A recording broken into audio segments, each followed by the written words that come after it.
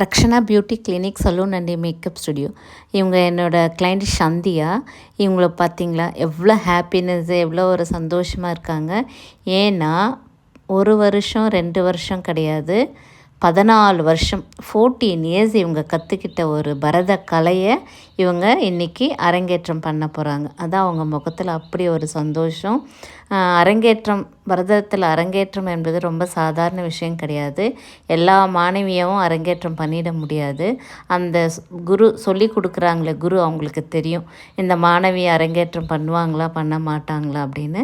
14 வருஷம் இவங்க கற்றுக்கிட்ட அந்த பரத கலையை ரொம்ப அற்புதமாக அரங்கேற்றம் பண்ணாங்க. மாணவி சந்தியா இந்த பரதக்கலையை அந்த அளவுக்கு நேசிச்சிருக்காங்க. விடாமுயற்சினால் இது ரெண்டும் அவங்களோட அரங்கேற்றத்துக்கான மிக முக்கிய காரணம். அடுத்து அவங்களுக்கு சொல்லி கொடுத்த குரு சுமதி மேம், அவங்களோட திறமை இந்த மாணவி மூலமாக இந்த உலகத்திற்கு அரங்கேற்றம் பண்ணிட்டாங்க.